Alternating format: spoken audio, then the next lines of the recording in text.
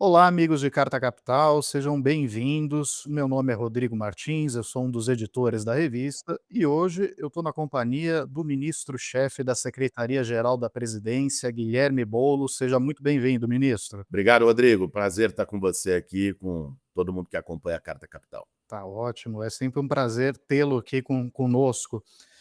Ministro, o senhor tem falado muito sobre uma nova iniciativa do governo chamado Governo na Rua.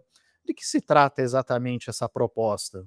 Rodrigo, o Governo na Rua foi uma iniciativa que o presidente Lula pediu que eu fizesse, que ela tem dois caminhos, digamos, uma mão dupla.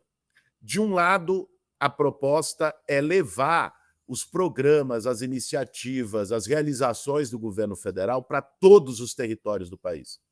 O governo do presidente Lula está fazendo muita coisa, mas nem sempre isso chega em todos os cantos, em todos os territórios, em todas as partes. Então, uma das iniciativas do Governo da Rua vai ser o que a gente está chamando de Feira da Cidadania. O que é a Feira da Cidadania? Nós vamos nos territórios, pegue agora, a estreia vai ser aqui no Distrito Federal, em Ceilândia, na região do Sol Nascente, que é uma das maiores favelas do Brasil. Neste sábado agora, né? Não, vai ser no próximo sábado, dia 13 de dezembro. Uhum. Nós vamos lá e vai ter ali a tenda do Ministério da Educação, por exemplo, fazendo inscrições no pé de meia para os jovens, para os estudantes que ainda não se inscreveram. Vai ter a carreta do Ministério da Saúde, né, aqui tem especialistas. Vai ter uma outra carreta do SESI, que tem um projeto de tratamento odontológico. Vai ter o Ministério da Cultura com o Movicel, né, levando as políticas culturais, inclusive lá tem estúdio para influenciadores gravarem, né, para quem trabalha com rede social. Nós vamos levar a carreta da Caixa Econômica Federal para dentro das comunidades com o programa Reforma Casa Brasil, que é um programa que o Lula lançou agora, muita gente ainda não conhece, mas dá crédito de até R$ 30 mil para as pessoas reformarem suas casas. Isso é um tema na periferia do Brasil inteiro, porque muitas vezes nas comunidades a pessoa tem a casa, mas é aquela casa que a construção nunca termina, né? Aí vem o filho casa, faz um puxadinho, faz um cômodo no fundo, precisa rebocar, precisa melhorar a hidráulica, fazer um banheiro, R$ 30 mil no programa que o Lula criou para poder as pessoas fazerem isso. Nós vamos levar, porque muita gente de comunidade ainda não sabe que esse programa existe ou não sabe como se cadastrar. Nós vamos levar lá para o campinho de futebol da comunidade a carreta da Caixa para o povo se cadastrar lá. Então, essa é uma parte do governo na rua, que é a parte da gente levar os programas do governo do Lula para os territórios no Brasil inteiro. Eu vou para 30 cidades do Brasil daqui até junho. A outra parte é também a gente ouvir as pessoas, ou seja, receber do povo as suas demandas, o que precisa, ter um processo de escuta. Isso vai se relacionar com o orçamento participativo digital que nós estamos criando já para o orçamento de 2026, as pessoas poderem incidir no que é prioridade para o governo fazer no seu território, na sua região. Ou seja, nós temos ali aqui do outro lado da Praça dos Três Poderes, as emendas parlamentares comendo solta, a história do orçamento secreto.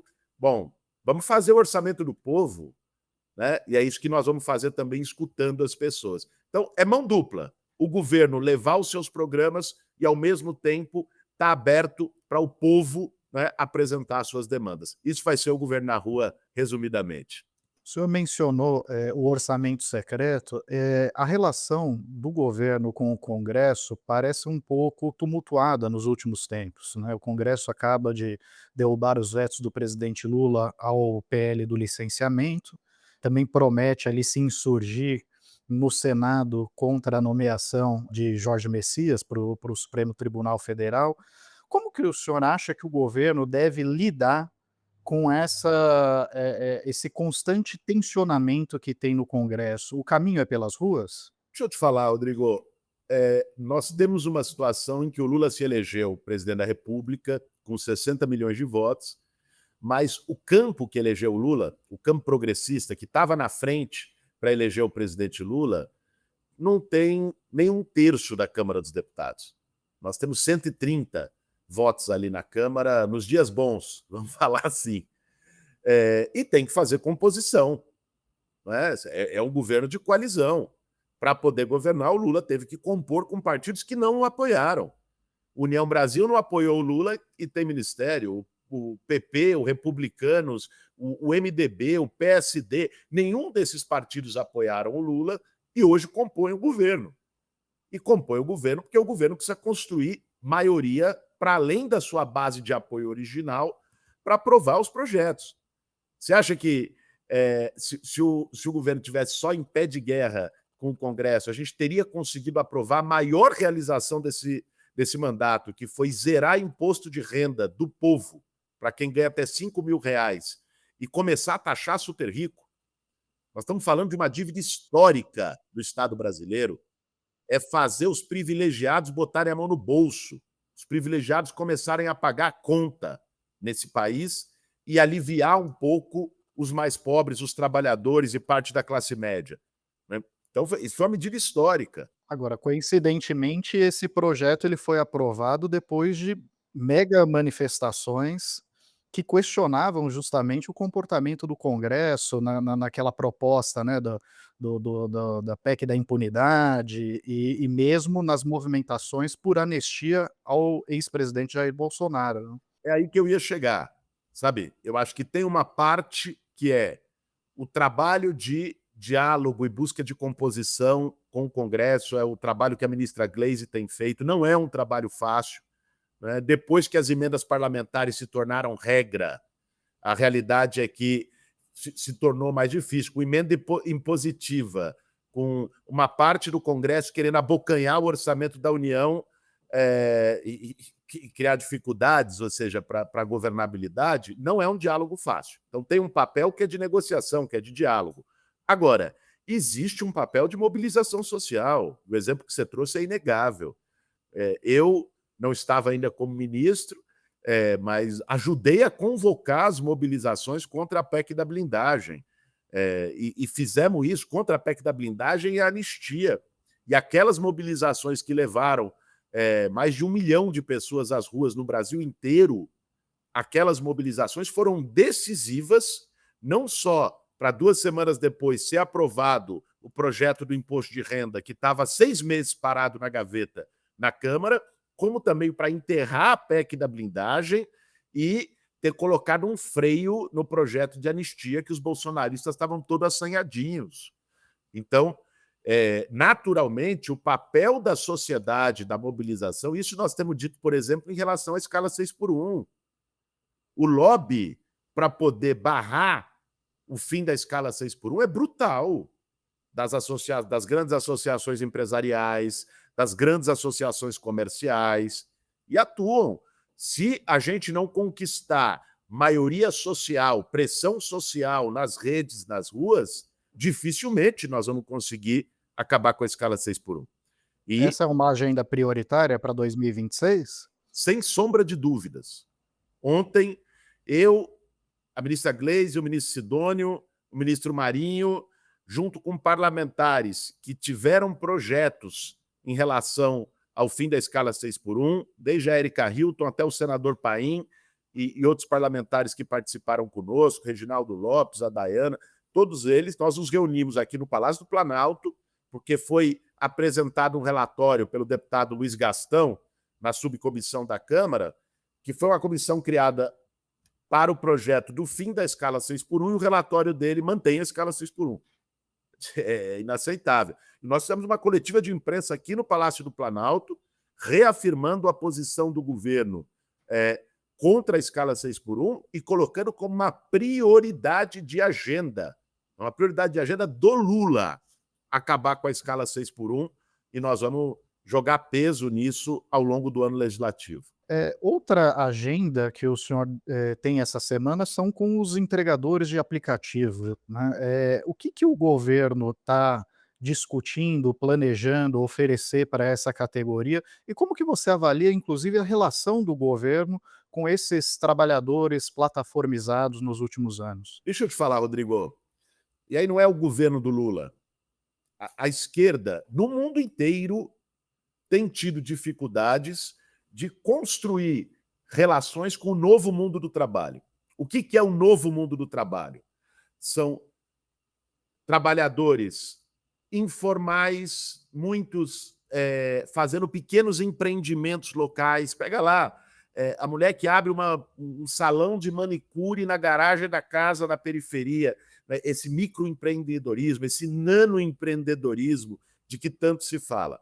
São trabalhadores que estão nas plataformas, em aplicativos, seja de transporte, seja de entrega. Nós temos plataformas cada vez mais diversas, né? Em geral, são trabalhadores que estão mais individualizados, mais fragmentados, não tem mais dificuldade de se enquadrar numa lógica de organização pelos sindicatos, que foi a forma como a esquerda historicamente se relacionou com a organização da classe trabalhadora. Então, esse desafio não é um desafio só do governo do Lula, é um desafio do campo progressista no mundo inteiro. E nós estamos conseguindo, num trabalho conjunto aqui na Secretaria-Geral da Presidência da República, com o Ministério do Trabalho, liderado pelo Marinho, avançar numa perspectiva de garantir direitos para esses trabalhadores. Então, muitos desses trabalhadores, Rodrigo, eles não querem o modelo de CLT, não porque a CLT seja ruim, seja um problema. Todo mundo quer ter férias, todo mundo quer ter 13º, todo mundo quer ter seguro-desemprego, todo mundo quer ter aposentadoria quando não puder mais trabalhar. Todo mundo. Esses são os direitos da CLT. Acontece que até pela precarização promovida contra a CLT com a reforma trabalhista do Temer em 2017, né, a CLT se transformou em escala 6x1, em trabalho mal remunerado, né, em jornadas longas com imposição do trabalho. E hoje o trabalhador do aplicativo, por exemplo, ele quer poder trabalhar na Uber e na 99, em quem oferecer melhor, né? Ele quer, de algum modo, poder... hoje ele vai trabalhar aí o dia todo e amanhã, se ele quiser ir assistir o jogo do Corinthians ou ir levar o filho no médico, é um grau de flexibilidade que essa nova classe trabalhadora tem relação. Agora, o que os aplicativos fazem é transformar essa flexibilidade em superexploração, porque não tem nenhum tipo de regulamentação. O que nós estamos propondo? E dialogando, inclusive, com o relator Augusto Coutinho, deputado de Pernambuco, que relata a comissão especial na Câmara, dialogando com o presidente do TST, ministro Luiz Felipe, dialogando com o procurador-geral do Trabalho, fazendo um diálogo amplo. O que nós estamos propondo é, primeiro, garantir um piso mínimo para esses trabalhadores de rendimento. Não faz sentido, por exemplo, a Uber, ela só faz a intermediação tecnológica. A Uber não tem um carro, não enche um tanque, não troca um pneu. E cada viagem que o trabalhador faz do seu bolso, por conta e risco, a Uber, pela intermediação tecnológica entre quem quer pegar um transporte e o motorista, ela pode chegar a levar até 50% da corrida. Eu conversei com o Uber outro dia, dizendo que pegou lá em São Paulo um passageiro em Budas Artes, levou para o aeroporto de Congonhas, a corrida saiu 150 para o passageiro e ele recebeu 80. A Uber abocanhou R$70 essa corrida, sem entrar com nada além da intermediação. Está errado. Tem que ter um percentual máximo. Inclusive, algumas empresas já aplicam, vale dizer. No caso do transporte por aplicativo, a 99 aplica um percentual fixo de 13%, que ela pega das viagens e os motoristas ficam com 87%. Né? Mas a hegemônica no Brasil é a Uber, que inclusive o maior faturamento mundial da Uber é no Brasil, mas à custa dos trabalhadores. Isso tem que ser revisto. No caso dos entregadores, o iFood, que é hegemônico, tem a enorme maioria do mercado, o iFood ele paga R$ 7,50 por viagem para o entregador. E ainda tem as entregas agregadas. Então, o entregador que fazer uma entrega, vamos supor, eu estou aqui com vista para a Praça dos Três Poderes aqui no Palácio. Então, ele vai entregar um hambúrguer aqui no Palácio do Planalto, ele atravessa a praça, vai para o STF, vai entregar uma pizza e depois ele vai para o Congresso Nacional entregar uma esfirra. O que o algoritmo do iFood faz? Agrega essas 3 entregas pela proximidade como uma entrega só. Então, pago R$ 7,50, que é o mínimo, e dá um bônus por cada uma das entregas complementares. Os entregadores reclamam pra caramba disso e com razão. E tem a reivindicação de ter R$ 10 como mínimo por entrega, né? Você tem a transparência do algoritmo, que é uma demanda tanto dos motoristas quanto dos entregadores. Quer dizer, o trabalho deles hoje está comandado por algoritmos que eles não conhecem. As plataformas pegam os dados desses motoristas, muitas vezes usam esses dados, vendem esses dados, né? E então, o algoritmo tem que ser transparente. E, por fim, um debate de previdência. Nós temos que garantir seguro para essas pessoas. Em algum momento elas não vão poder mais trabalhar. Ou imagine um motoqueiro que está numa profissão mais de risco, o tanto de acidente de moto que tem nas grandes cidades brasileiras. Ele precisa ter uma garantia, ele precisa ter um seguro, né, em caso de acidente e para aposentadoria. Então, é um debate previdenciário em que a contribuição seja essencialmente das empresas. Se o trabalhador tiver que entrar com uma contribuição, que seja a minoritária e que as empresas arquem essencialmente com a Previdência. Esses 3 pontos são pontos essenciais que o governo tem colocado no debate com as plataformas, dialogando com os entregadores e com o parlamento brasileiro. Aliás, a própria reforma do Temer acabou empurrando muitos trabalhadores para forçando eles, né, a se converterem em empresas, né, o fenômeno da pejotização. E nessa avalanche de MEIs que temos hoje, a contribuição é sempre pelo valor mínimo. Isso não vai gerar um rombo na Previdência daqui a pouco para uma nova reforma retirando direitos de trabalhadores? E esse é o tema. A pejotização do trabalho, quando ela é cada vez mais legitimada, e me preocupa muito a decisão que o Supremo Tribunal Federal tomou nessa direção, ela não só precariza o trabalho, como ela precariza o futuro. Porque, veja, já existe toda uma questão em relação à Previdência, porque nós temos um trabalho menos formalidade. A classe trabalhadora brasileira ela já foi muito mais formal do que ela é hoje. O que quer dizer isso? Os trabalhadores no emprego formal têm uma contribuição pela CLT maior à Previdência. Isso ajuda, o regime solidário, regime de repartição solidária. Esse é o nosso regime previdenciário, que é de solidariedade geracional. Então, quem trabalha hoje ajuda a bancar a aposentadoria de quem trabalhou ontem, certo? Agora, se quem trabalha hoje e quem trabalhará amanhã é cada vez mais informal, pejotizado, com zero ou com pouca contribuição para a Previdência, não tem amanhã, né? Porque aí não vai ter condição de garantir o sistema previdenciário. Por isso, a precarização do trabalho, para além de ser um problema para os trabalhadores de hoje, é um problema para os trabalhadores de amanhã.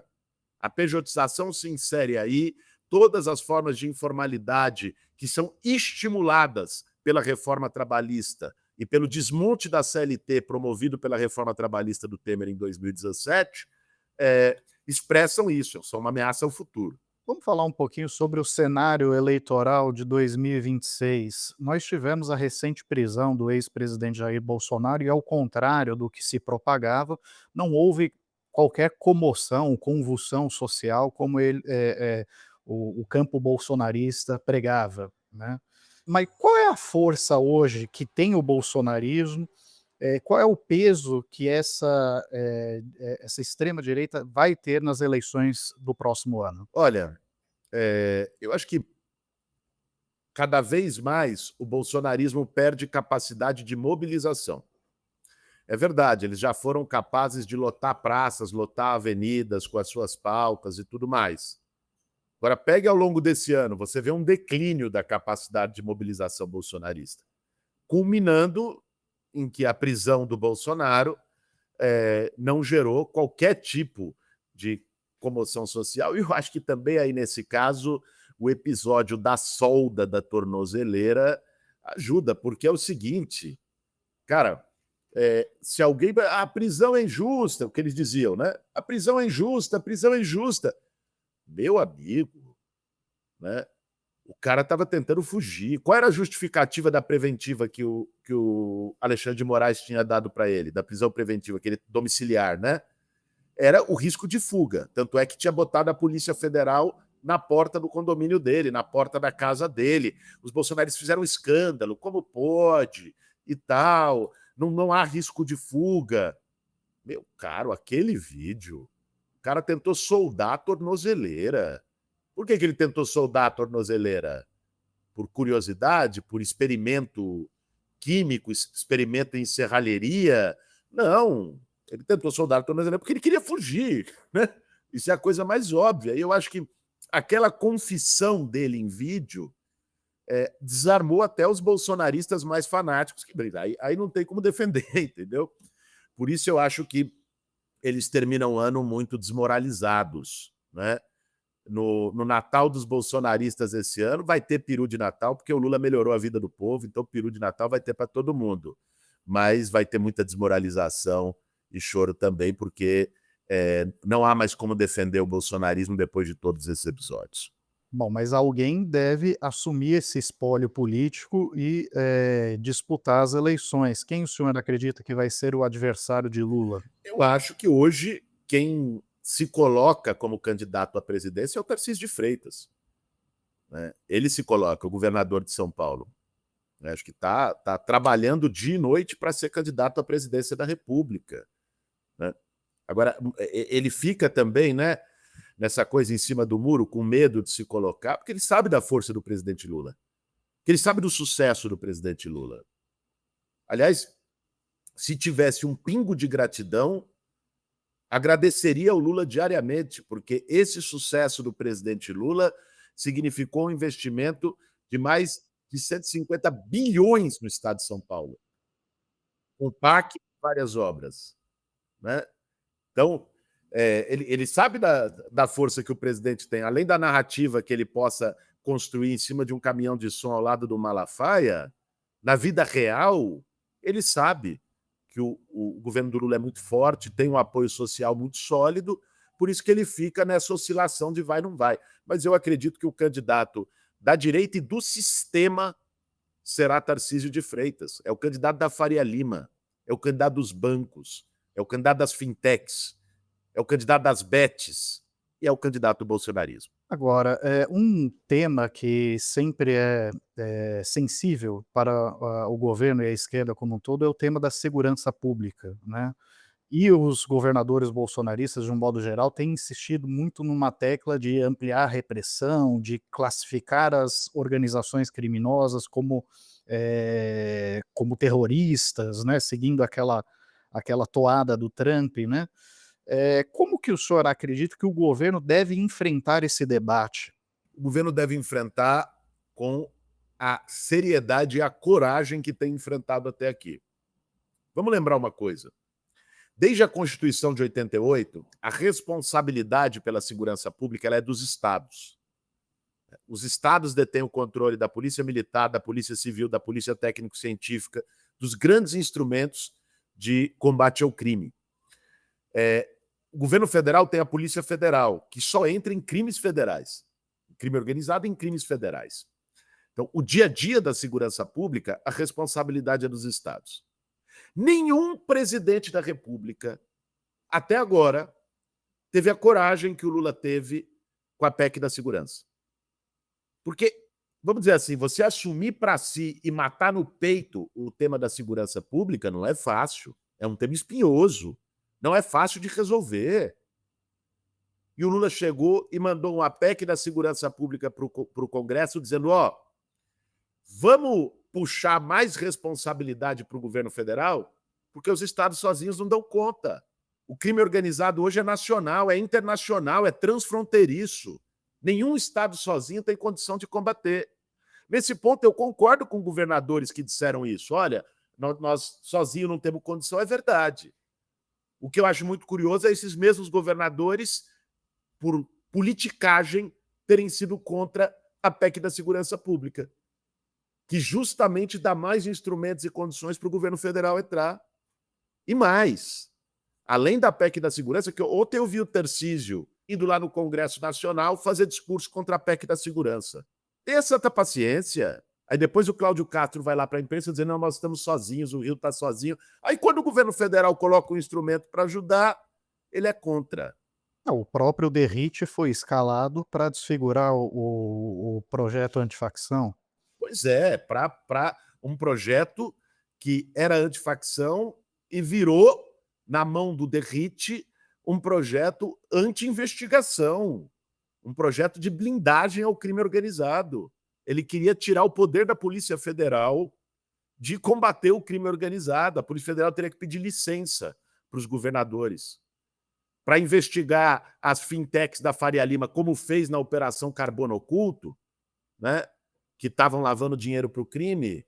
A Polícia Federal ia ter que bater na porta do Derrite, do Tarcísio, e dizer: olha, eu posso investigar? Eu posso ir lá combater a Faria Lima?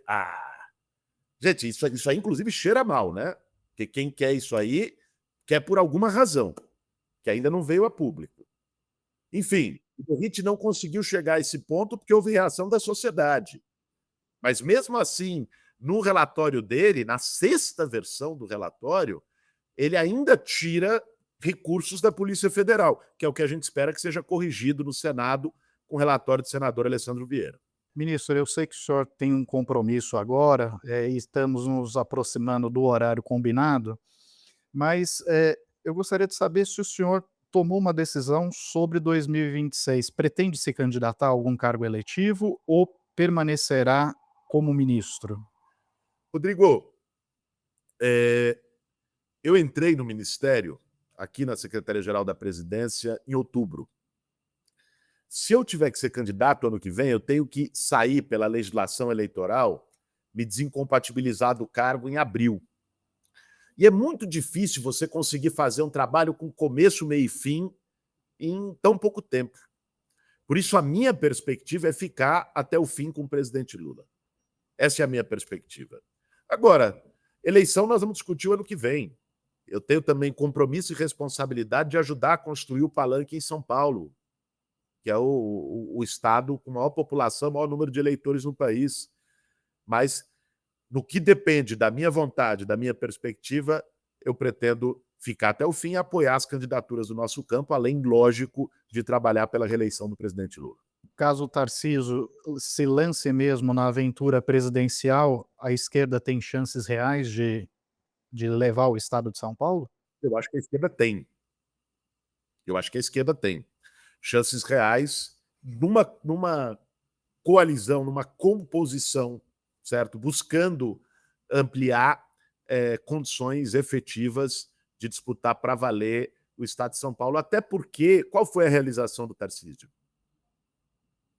Ontem teve um fato muito curioso. Recuperem. Vocês podem ir lá, nós postamos lá na rede social isso. Há um ano e pouquinho, o Tarcísio dando entrevista assim, ó, com voz de xerifão, dizendo o seguinte: não vai ter aumento da conta de água. Se eu privatizar a Sabesp, pelo contrário, vai ter redução da conta de água. Está lá. Não é inteligência artificial, não, é o Tarcísio mesmo falando. Ontem a Sabesp privatizada anunciou aumento de 6% da conta de água do povo de São Paulo. Gente, as pessoas não são bestas, as pessoas estão vendo. Qual foi a principal realização do Tarcísio? Privatizar a Sabesp e fazer não sei quantos pedágios invisíveis, que é o pedágio free flow. E a pessoa não está vendo, você saiu de casa, já tomou um pedágio. Foi para a padaria na esquina, já tem outro pedágio. Você nem viu, só vai chegar a conta no fim do mês, que é o pedágio por câmera lá, o free flow. Então, tem uma insatisfação com o governador Tarcísio no estado de São Paulo. Eu sou de São Paulo. Mas as pesquisas ainda não captaram essa insatisfação, não? Bom, ele tem a máquina na mão e é favorito para a reeleição se permanecer como governador.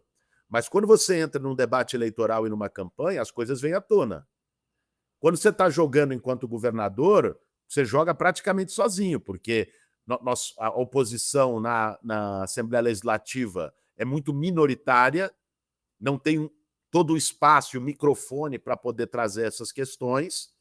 Nós temos uma, digamos, uma simpatia de parte importante da mídia ao Tarcísio no estado de São Paulo, e o resultado é que as coisas não aparecem. Mas deixa surgir o debate eleitoral e confrontar o Tarcísio com a contradição dele na privatização da Sabesp, com os pedágios free flows, com a tentativa de acabar com o livro didático na educação, com escola militar, ensinando estudante a cantar grito e música de apologia à morte dos outros. Aí eu acho que a coisa se equilibra mais. Tá certo. Ministro, eu agradeço muito pela sua atenção, pela sua disponibilidade de nos atender. Tem algum aspecto que eu não perguntei, mas que o senhor gostaria de destacar ao término da entrevista? Não, Rodrigo, acho que foram colocados aí os temas principais, e agradeço a você e a Carta Capital pela oportunidade desse bate-papo. Bom, nós que agradecemos. Um forte abraço. Um abraço.